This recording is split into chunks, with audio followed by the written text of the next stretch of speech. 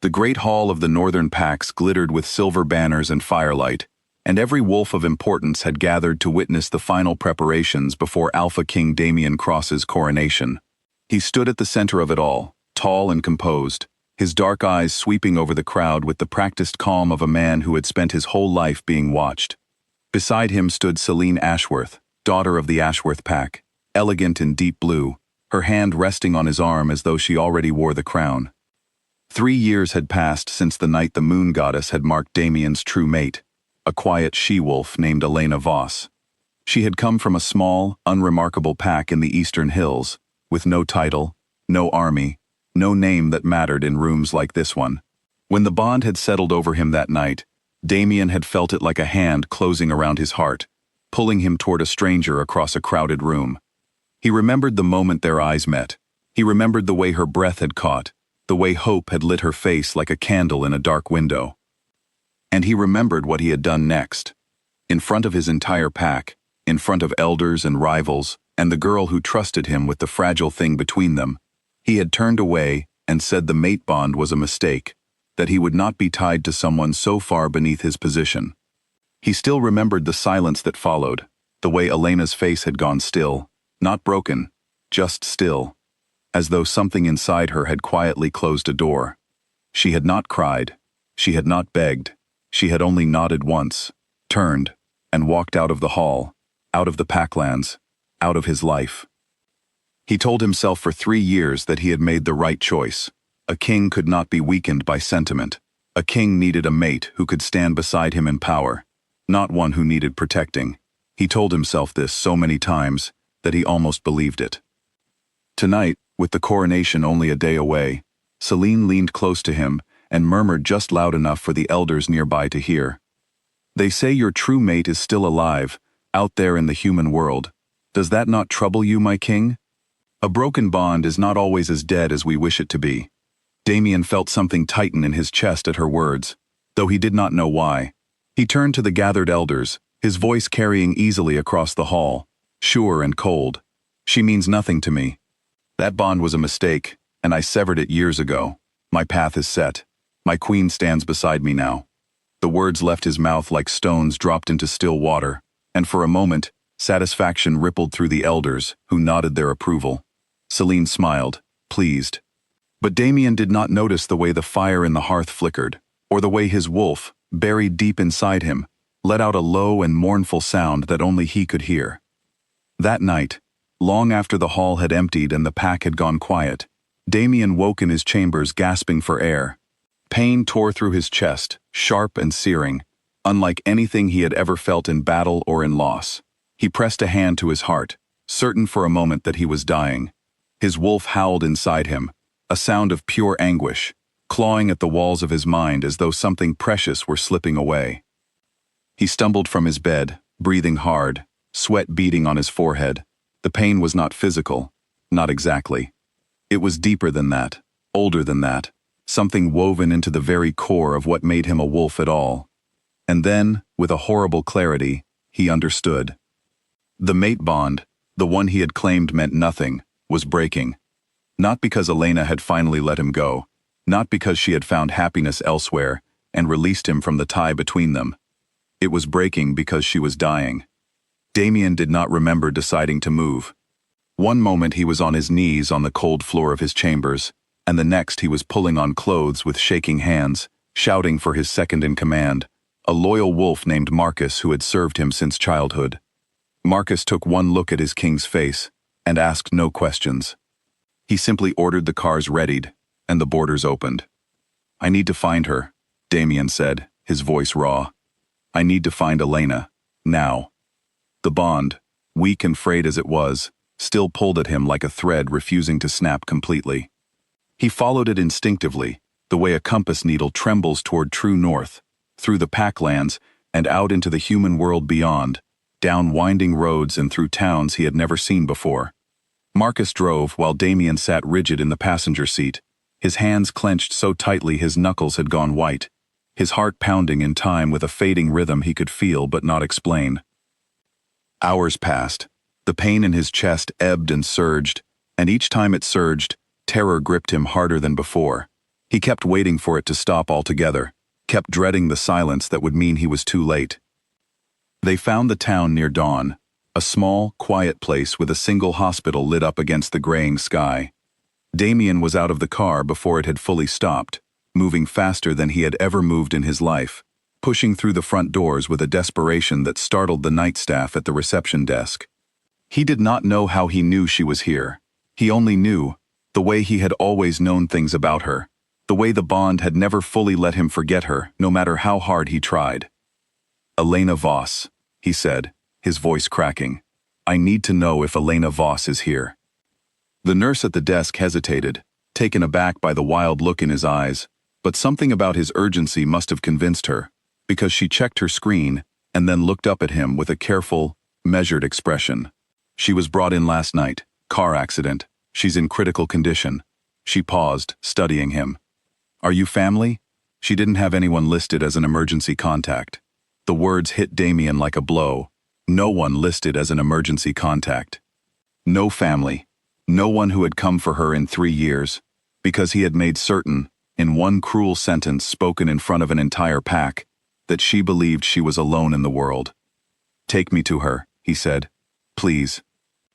Something in his voice must have broken through whatever hospital rules existed for cases like this, because the nurse rose and led him down a hallway lined with soft lights, past rooms filled with the quiet machinery of human medicine, until she stopped outside a door and nodded for him to go in.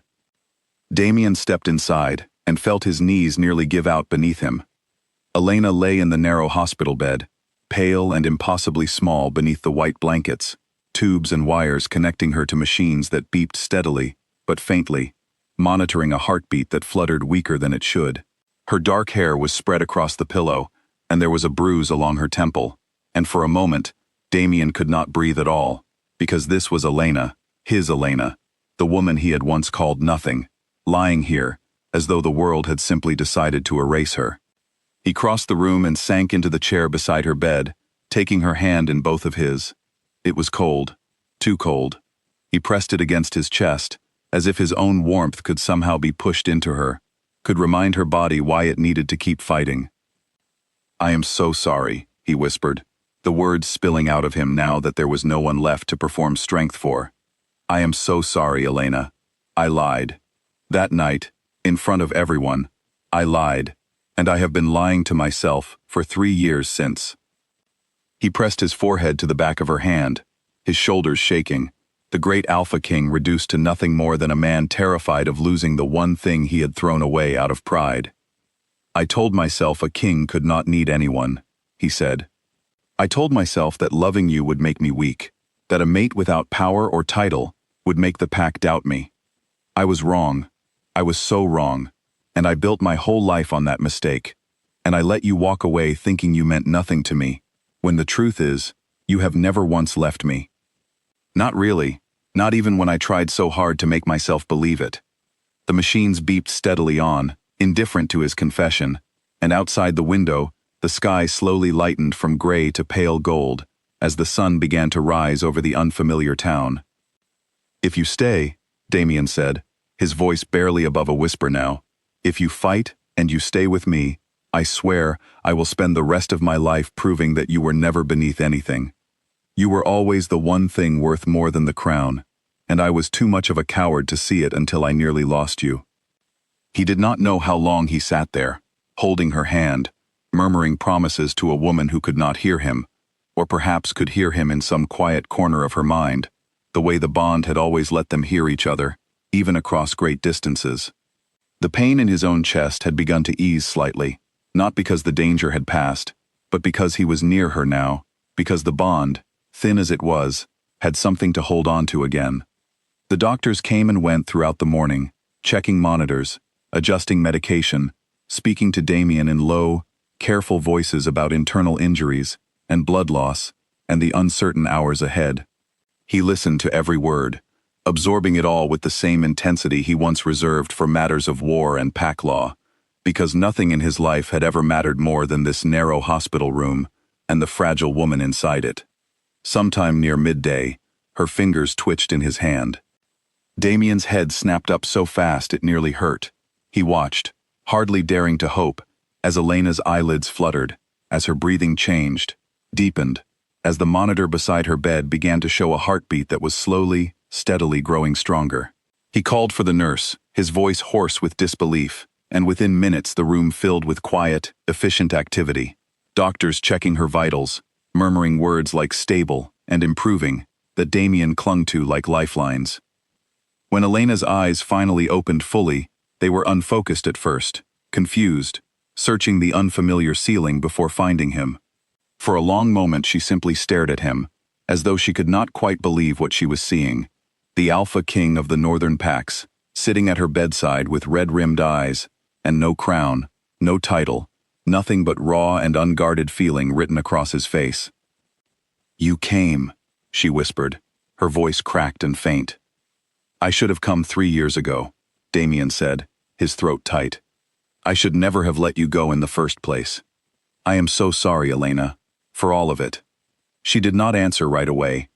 She simply looked at him, studying him the way one might study a stranger, searching for the man who had once humiliated her in front of everyone she knew. But there was no cruelty in his face now, no pride, only the raw exhaustion of someone who had spent the night terrified of losing everything that mattered. "I told myself I didn't need you," Elena finally said, so softly he had to lean in to hear it. "I told myself I built a whole life without you, and I almost believed it." "And now?" Damien asked, afraid of the answer even as he asked for it. Her hand tightened, just slightly, around his. "Now I think some things don't let go that easily, no matter how hard we try." Relief broke through him like sunlight through storm clouds, and for the first time in 3 years, Damien allowed himself to hope that some mistakes could still be undone, that some doors closed in anger could still be opened again, with enough patience and enough truth.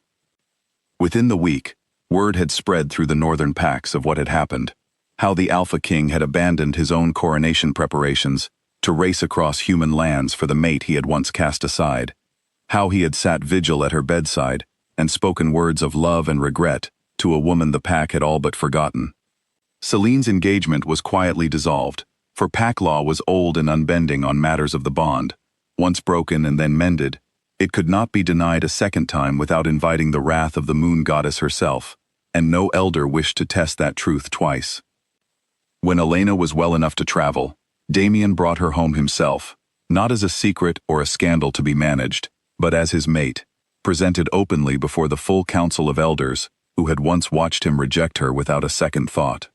He stood before them now, Elena's hand in his, and spoke plainly of his failure, his fear, and his fierce resolve to spend the rest of his life earning back what his pride had nearly cost him forever. The bond between them, once nearly severed in the dark of that terrible night, settled into something steadier and stronger than either of them had known before, forged now, not by fate alone, but by a truth spoken honestly, and a love finally allowed to stand in the light. And though the road ahead would not be without its difficulties, Damien Cross, Alpha King of the Northern Pax, walked it gladly, no longer a man ashamed of his mate, but one who understood, at last, exactly what she had meant to him all along.